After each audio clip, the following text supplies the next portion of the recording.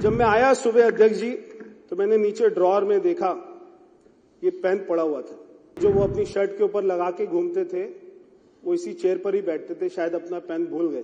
वो ये पेन लगाते थे शर्ट के ऊपर में 5 रुपए का, और आप उनका महल देखेंगे अगर तो आपको लगेगा दुबई के शेख का एक ऐसा महल है। वो कहते थे दिल्ली को पेरिस बनाएंगे। हम ऐसा नहीं कहते, हम कहते हैं दिल्ली को धर्मराज युधिष्ठिर का इंद्रप्रस्थ बनाएंगे।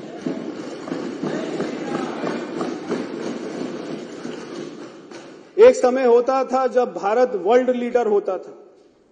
हमारा उद्योग, हमारी संस्कृति, हमारा लिटरेचर, हमारा विज्ञान, हमारी कला दुनिया में जाती थी और दुनिया उससे सीखती थी। जैसे जैसे हमारे ऊपर में आक्रमण होता गया, हम अपनी संस्कृति को भूल गए, हम अपनी सारी पुरानी बातों को भूल गए।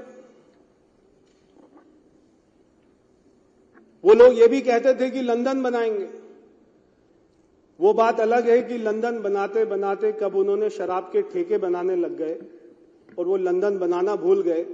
स्कूल के बाहर शराब के ठेके, कॉलेज के बाहर शराब के ठेके, और यहां तक कि शीश महल में भी बार बना हुआ है अध्यक्ष जी।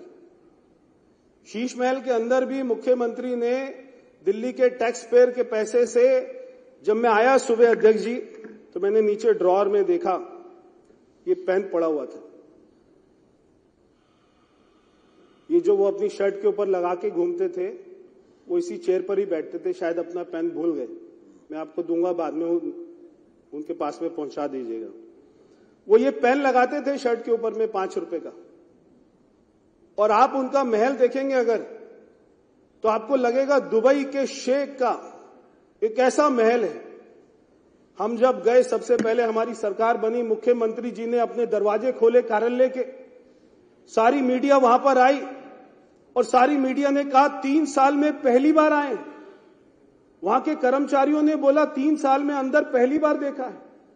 हमारे 8 विधायक जो थे उन्होंने कहा 3 साल में पहली बार अंदर घुसे।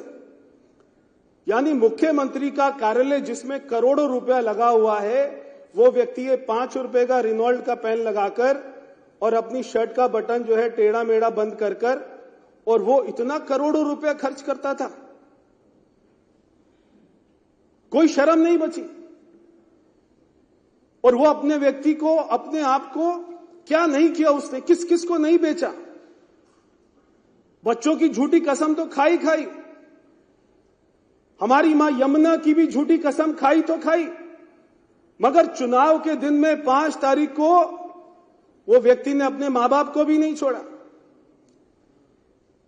उनके पिताजी तो चलते फिरते आदमी हैं, और हमें एक चैनल ने बताया कि जब वो व्हील चेयर पर